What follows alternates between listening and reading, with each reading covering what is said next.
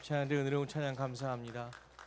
오늘 그 새벽 찬양대의 고백 중에 우리에게 오신 아기 예수께 내 생명 드립니다. 내 마음 드립니다.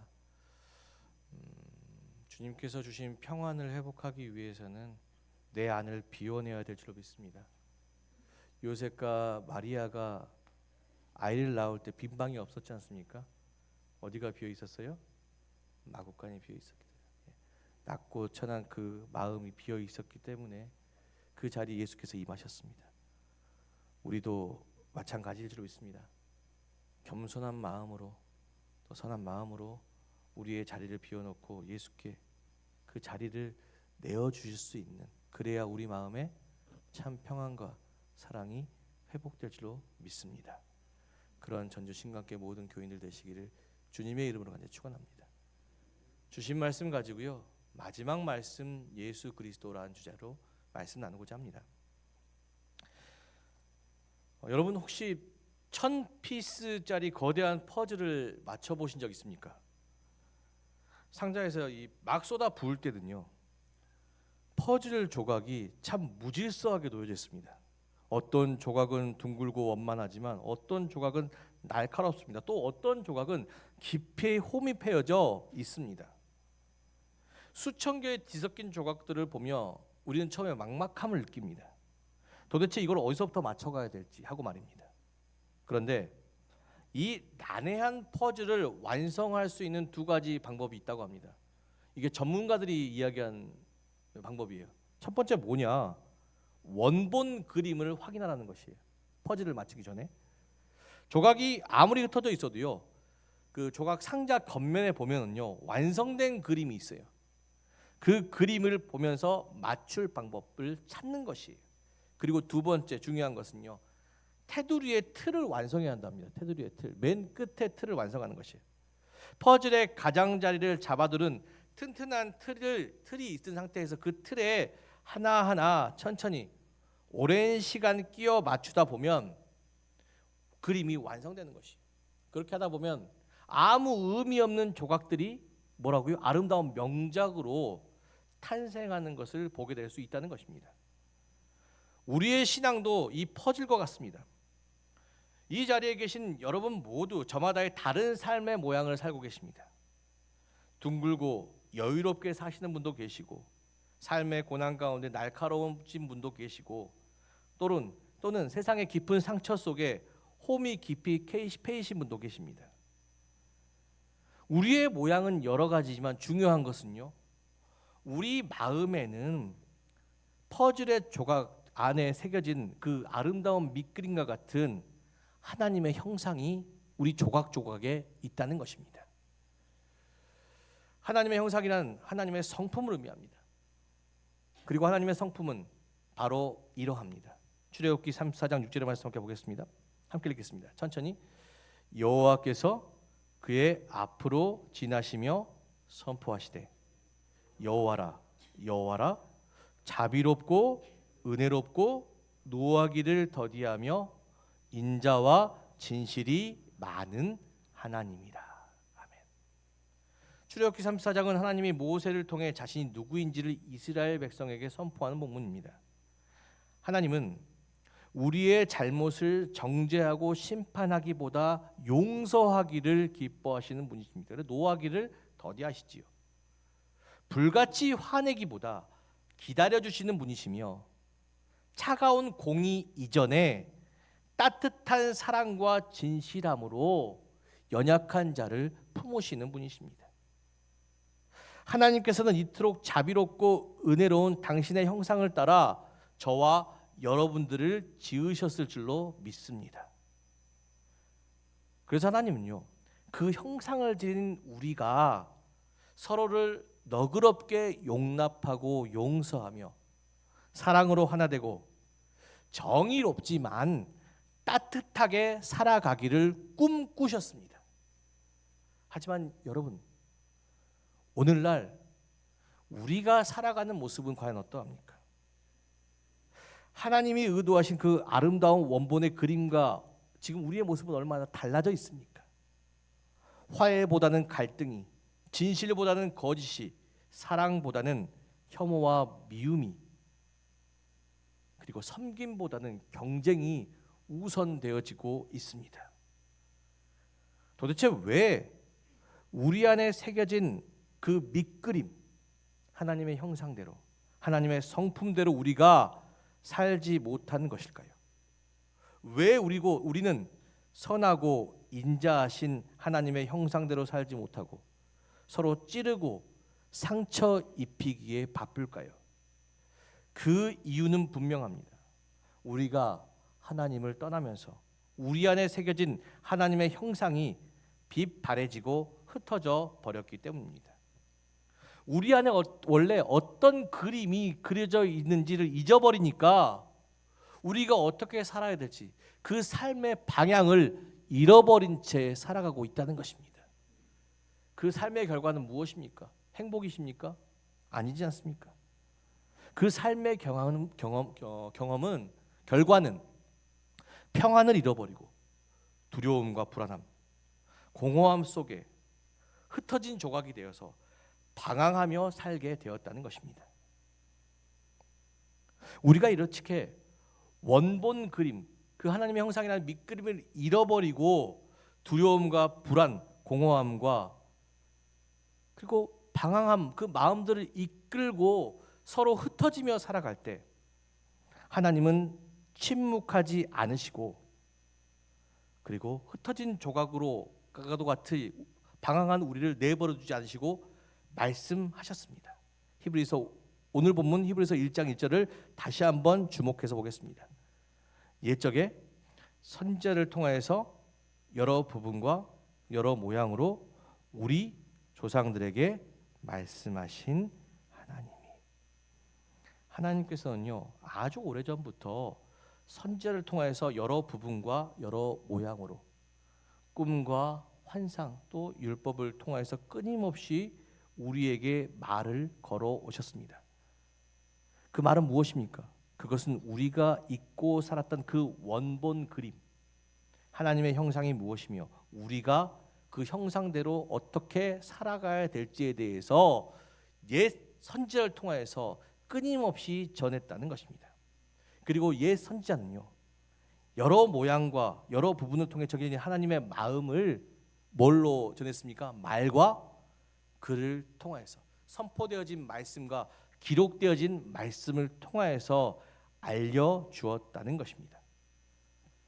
그런데 중요한 것은요 선지자들이 전한 말과 글로는 하나님의 마음을 우리 안에 그려낼 수 없었다는 것입니다.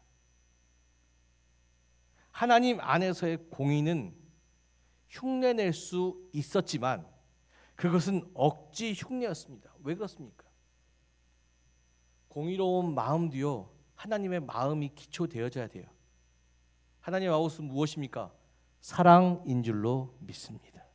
그죠?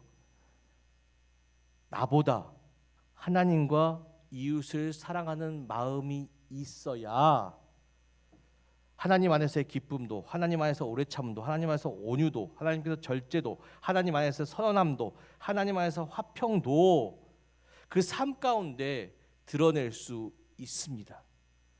그런데 그 사랑이 없이 그저 공의롭기만 한 모습, 대표적으로 바리새인들의 모습이지요. 그들에게 자비로운 모습이 있습니까? 노하기를 더디하며 인자와 진실이 충만한 모습이 있습니까? 아닙니다.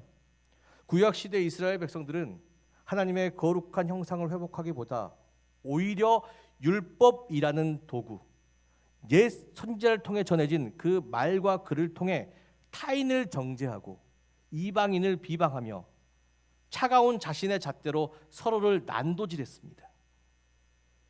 그들에게 율법이란 문자는 있으나 율법의 본질인 하나님의 성품이 결여되어져 있었다는 것입니다.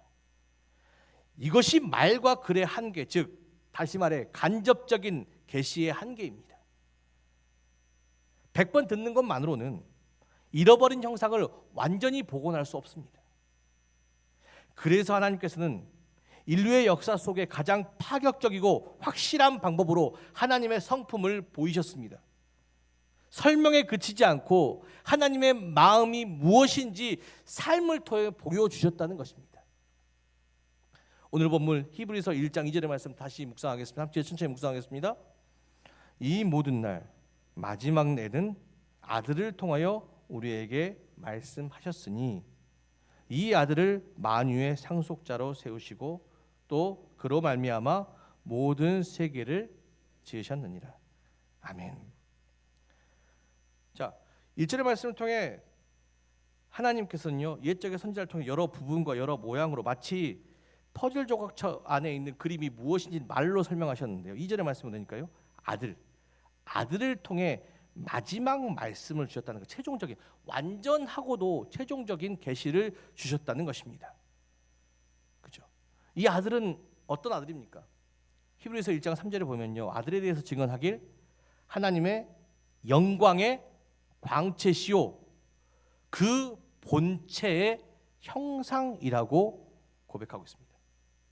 선지자들은 하나님이 자비로우시다, 은혜로우시다 말로 설명하지만 아들은 이 땅에 직접 오셔서 하나님의 자비롭고 은혜로우심이 무엇인지, 노하기를 더디하시는 하나님의 모습이 무엇인지, 원수도 사랑하라는 그 하나님의 사랑이 무엇인지를 직접 자신의 삶을 통해서 보여주었다는 것입니다. 아들은 가난하고 병든 자를 고치는 손길을 통해서 하나님의 자비로우심이 무엇인지를 보여주셨습니다. 가늠한 여인을 향해 날아오는 정죄의 돌을 자신의 몸으로 막으시고 노하기를 더디하시는 하나님의 용서, 한 번 더 기회를 주시는, 한두 번 용서하는 것이 아니라 수천 번, 수만 번도 용서하시면서 그가 돌아오시기를 원하는 그 하나님의 용서의 마음을 보이셨어요. 또한 세상에 손가락질 받는 세리와 나병 환자, 죄인에게 손을 내밀고 교제하고 친구가 되어 주심으로써 잃어버린 양을 향한 하나님의 사랑, 그를 품음으로써, 그렇죠, 삭개오도 누구 만나면서 변화됐어요? 예수의 만남에 변화됐어요. 그죠? 정죄와 비판보다, 사람을 변화시키는 정죄와 비판이 아니에요. 무엇이 변화시킵니까? 끝까지 품을 수 있는 사랑일 줄로 믿습니다. 그 사랑을 또 보여주셨고요. 마지막에 그 최종적인 사랑 무엇입니까? 십자가의 희생. 사랑하는 한 영혼을 살리기 위해 자신의 소중한 것도 내려놓을 수 있는 하나님의 은혜가 무엇인지를 자신의 삶을 통해서 보여주셨다는 것입니다. 아들은 이 세상이 잃어버린 완벽한 하나님의 형상이자 하나님의 마지막 말씀입니다. 이 아들은 누구입니까? 바로 예수 그리스도입니다. 우리 안에 조각난 아름다운 하나님의 형상은 오직 마지막 말씀이신 예수를 통해서만 회복되어질 수 있습니다. 그렇다면 왜, 어떻게 예수님께서는요, 우리 안에 희미해진 하나님의 형상을 다시 그려낼 수 있습니까? 그 해답이 오늘 본문 히브리서 1장 2절의 하반절 말씀 보면, 주목해서 보면 그 해답을 찾을 수 있습니다. 오늘 그 뒤에 말씀 한번 보겠습니다. 이 아들을 만유의 상속자로 세우시고 또 그로 말미암아 모든 세계를 지으셨느니라. 아멘. 히브리서는 예수 그리스도에 대해서 증언하길 만유의 상속자이시며 그가 모든 세상을 지으신 분이라고 이야기합니다. 여기에서 만유의 상속자라는 것은 오직 예수님만이 하나님의 것을 완벽히 소유하고 다스리는 우주의 참된 주관자이시며 또한 그로 말미암아 세상을 지으셨다. 그가 세상을 처음 만드시고 끝까지 보호하시는 분이라는 것이. 말씀을 뒤에서 천천히 보겠습니다. 이 두 가지를 통해서 하나님의 형상, 우리의 잃어버린 형상을 어떻게 회복될 수 있는가, 그죠? 자, 여러분 집에 삼성 TV가 있으세요? 삼성 TV가 고장이 났어요. 어디로 갑니까? 그 고치러 어디로 가요? 어디 서비스 센터로 가요? LG 서비스 센터로 감칩니까? 왜 삼성 서비스 센터로 가셔요? 왜? 삼성이 만들었잖아요. 삼성이 보증하고 있잖아요. 우리의 형상 누가 만드셨어요? 하나님께서 만드셨을 줄 믿습니다. 우리 형상 누가 보증하십니까? 하나님께 보증하시고 보호할 줄 믿습니다. 평생 AS일 줄로 믿습니다. 하나님의 형상을 잃어버리셨다면 예수께 가십시오. 말씀과 기도를 통하여서 주님 나를 고쳐 주시옵소서. 회개하는 마음으로, 참회하는 마음으로, 이 죄로 말미암아, 이 욕망으로 말미암아, 이기심으로 말미암아 무너진 나의 형상을 다시 한번 그려 주시옵소서. 날마다 기도하며 나가는 것이에요. 저희 집사람이 제가 잘못됐다고 저희 어머니한테 남편을 반납하겠다고 안 고쳐져요. 남편을 반납하고 안 고쳐져요.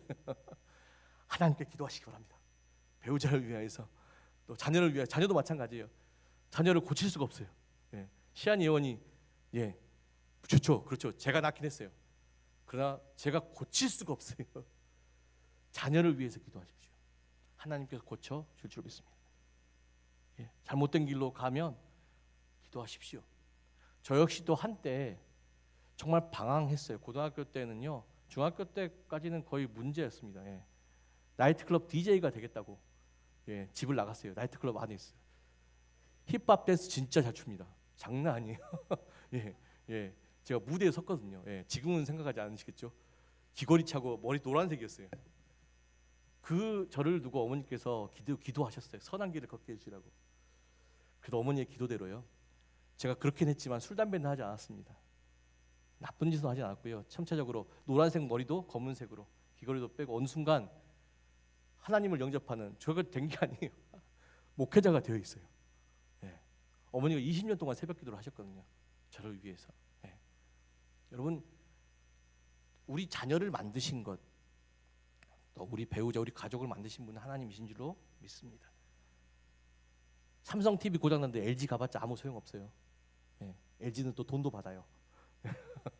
그렇지만 하나님께는 값없이 고쳐주실 줄 믿습니다.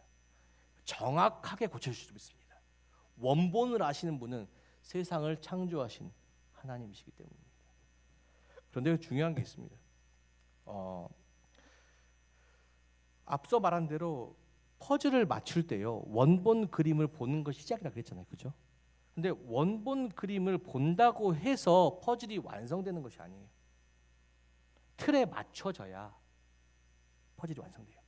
하나님의 형상이 이렇다는 것을 말씀과 기도를 통해 회복하고, 아 그렇구나, 아는 신앙이 중요합니다. 그런데 중요한 것은요, 알았다면 어떻게 합니까? 순종해야 될 줄 믿습니다. 예수의 틀에 맞춰져야 될 줄로 믿습니다. 우리에게 예수의 틀을 주셨잖아요. 거기에 끼워 맞춰져야 돼요. 무슨 말입니까? 만유의 상속자라고 말씀하셨지 않습니까? 만유의 상속자, 그렇죠? 만유의 상속자는 무엇입니까?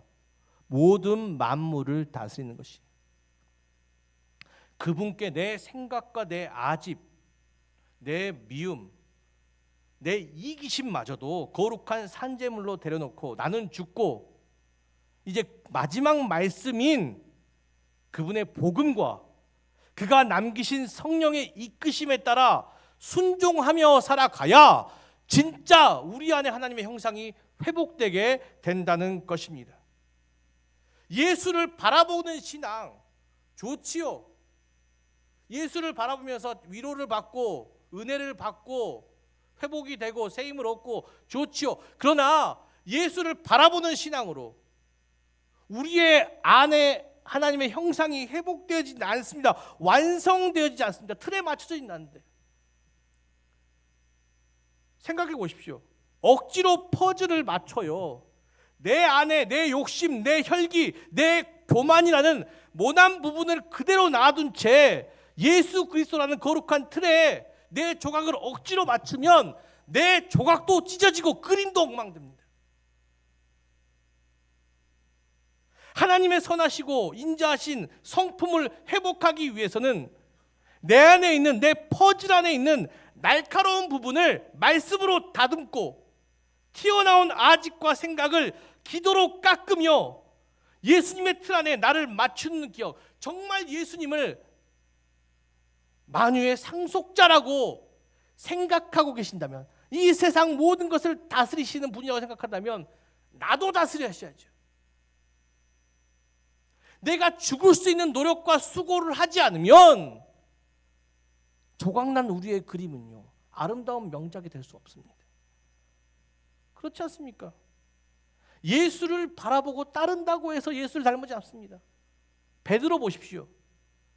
그는 예수님을 따르는 제자예요. 주는 그리스도시요 살아계신 하나님의 아들입니다. 예수를 정확히 알고 있었잖아요. 그 고백을 통해서 뭘 얻습니까? 천국 열쇠를 받은 사람입니다. 그런데 그의 행동은 어땠습니까? 베드로의 행동은 전혀 예수를 닮지 않았습니다. 사랑하는 한 영혼을 구원하기 위해 자신을 희생하는 그 사랑도 베드로에게는 없었고, 적은 일에도 자기 뜻보다 하나님의 뜻을 우선하며 그 문제를 해결하기 위해 나서는 것이 아니라 적은 일에도 자기 생각, 결국 뭐예요? 칼을 들잖아요. 칼을. 자기 앞에 문제를 해결하기에 칼을 들어서 문제를 해결하는 것이 베드로였어요. 그는 예수님을 주님으로 불렀지만 정작 자신의 생각과 계획이 예수님의 뜻과 충돌할 때 그는 순종하기보다 자기 뜻을 관철하려고 했습니다. 입술로는 주님을 그리스도시요 살아계신 아들이라고 시인했지만 그의 자아는 여전히 펄펄 살아있어서 예수 그리스도가 십자가에 가는 길을 가로막는 걸림돌이 되었고, 자신도 그 십자가 위에서 죽는 것을 외면한 채, 예수를 외면한 채 부인하고 떠나버렸지 않습니까? 이것이 무엇을 보여줍니까? 예수를 아는 것과 예수께 순종하는 것이 별개의 문제일 수 있다는 것입니다. 오랜 시간 신앙생활을 하고 예수를 안다는 것이 순종의 길이 되지 않는다는 것이에요. 큰 직분이 있는데, 목회자도 마찬가지예요. 예수를 잘 알고 있지요. 그러니까 묻고 싶은 게 있어요. 예수께 순종하고 계십니까? 적은 부분 하나라도 내 뜻을 내려놓고 예수께 순종하고 있습니까? 그 모난 부분을 깎아내고 그 날카로운 부분을 깎아내고 예수의 틀 안에 살고 계십니까? 오늘날 우리의 모습은 또 어떠합니까? 주일마다 예배당에 나와 십자가를 바라봅니다. 찬양을 부르며 눈물을 흘리기도 합니다. 베드로처럼 주는 그리스도시요 살아계신 하나님의 아들이십니다. 그런데 우리의 삶의 현장으로 돌아가면요, 그리고 그곳에서 내 자존심이 상해지는 문제가 발생할 때 우리는 어떠합니까? 내 이익이 손해보는 상황, 내가 원치 않는 십자가를 져야 할 그 상황이 오면 우리는 금세 예수라는 틀에서 벗어나 자기 생각과 자기 아들, 예수를 외면한 채요 자기 생각대로 살려고 해요. 그러면서 이렇게 이야기하죠. 예수님은 다 좋은데 이 문제만큼은 내 방식대로 하겠습니다. 하나님 사랑 다 좋지만 나는 하나님의 사랑과 같이 저 사람을 용서하거나 용납하지 못하겠습니다.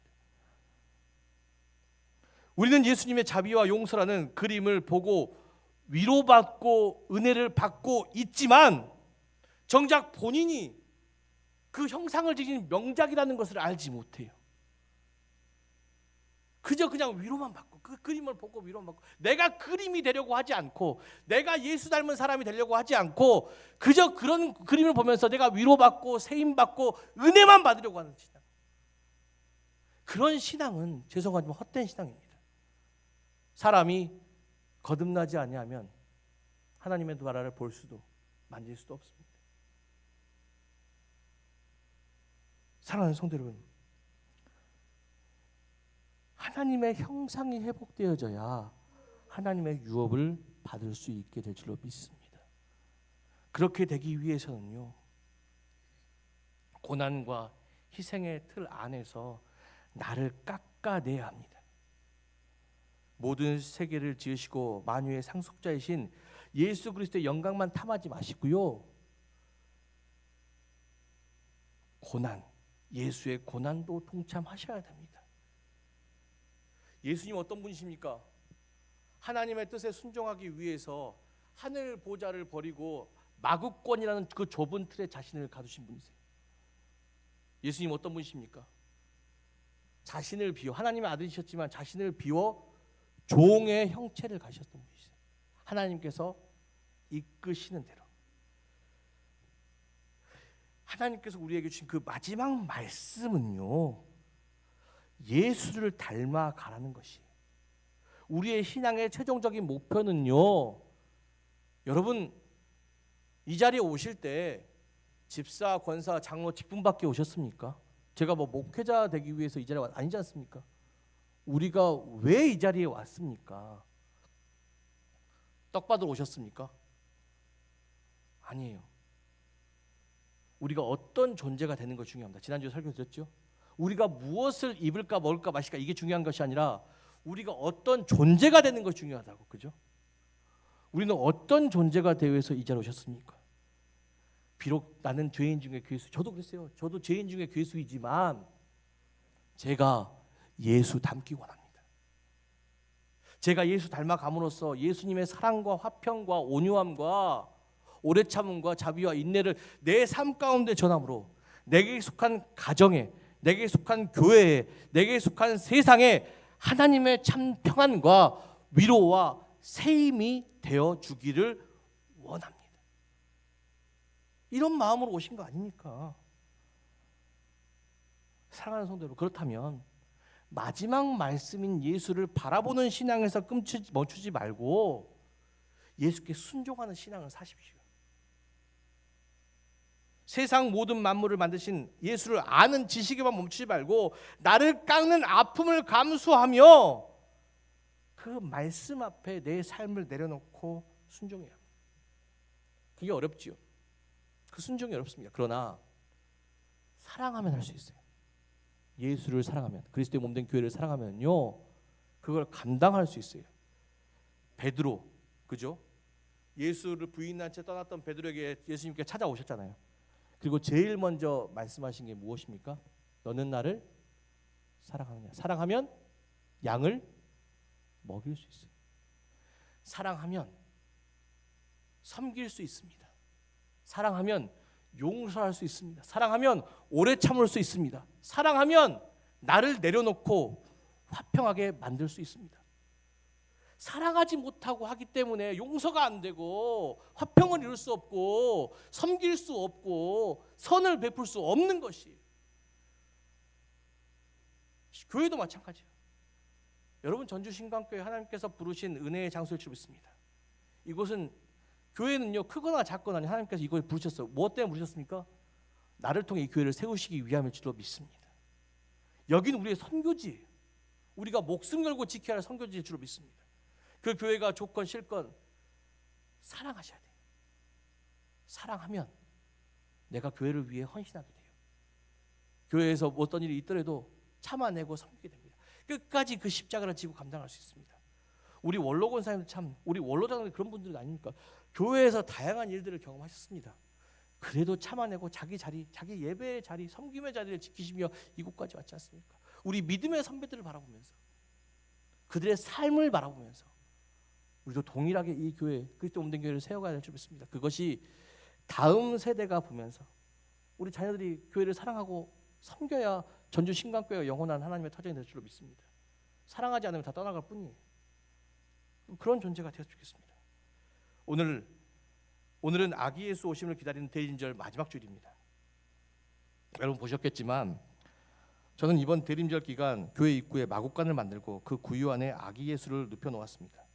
제가 이렇게 한 이유는 단 한 가지입니다. 우리가 구유 안에 놓인 아기 예수를 바라보며 단순히 예수님 참 좋은 분이구나, 사랑이 많으신 분이구나, 고개 끄덕이며 위로받고 세임 얻고 은혜 받는 신앙에서 멈추지 않고 그 예수를 닮아가기를 원하는 마음입니다. 저 구유를 보십시오. 만유의 상속자이자 창조자이신 주님은 하나님의 말씀에 순종하기 위해 자신의 모든 보좌를 내려놓고 저 적은 그 말구 위에 자신의 몸을 맞추셨지 않습니까? 고난을 통하여서 자신을 잘라내고 끊임없이 내 뜻이 아니라 하나님의 뜻대로 나를 주장하여 주시옵소서. 땀방울이 핏방울이 되도록 기도하면서 자기의 모든 것을, 내 욕망, 아집, 이기심 모든 것들을 잘라내며 저기에 맞추셨지 않습니까?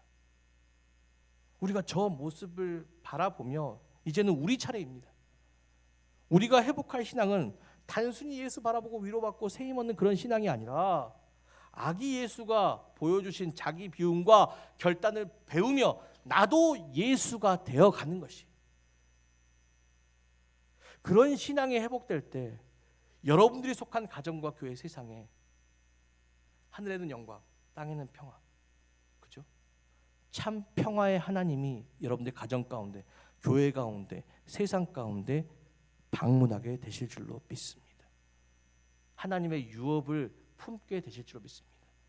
전주 신광교회 예수 닮은 사람이 많아야 전주 신광교회 하나님의 유업이 내려오게 될 줄로 믿습니다. 여러분 그것을 지켜가야 할 줄로 믿습니다. 여러분 우리의 신앙이 퍼즐 조각으로 남겨지는 것이 아니라 오직 마지막 말씀이신 예수께 순종함으로 완벽하게 조화로움의 이름으로 하나님의 명작이 되어 세상 가운데 모든 사람들 가운데 그리고 가정과 교회와 세상 가운데 우리를 또 예수를 바라봄으로써 예수 닮은 사람들을 바라봄으로써 누군가의 위로와 누군가의 회복과 누군가의 하나됨과 누군가의 평안이 되어 주시는 저와 여러분 되시기를 주님의 이름으로 축원합니다. 기도하겠습니다. 사랑의 하나님, 말씀이 육신이 되어 우리 가운데 오신 하나님의 마지막 말씀 예수 그리스도를 바라봅니다. 오늘 흩어진 우리의 인생의 조각들을 주님의 구유 앞에 모두 쏟아놓습니다. 내 고집, 내 자아, 내 모난 부분을 말씀으로 깎아내고 기도로 다듬어 예수 그리스도라는 거룩한 틀 안에서 모두가 순종하게 하여 주시옵소서.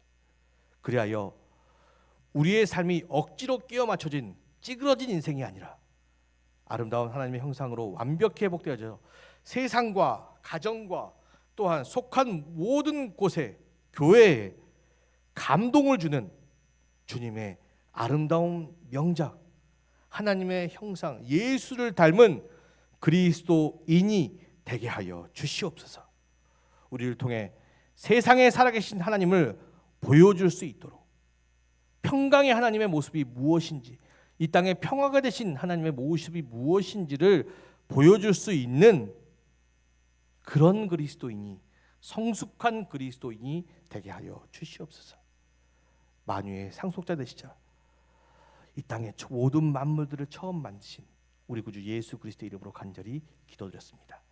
아멘.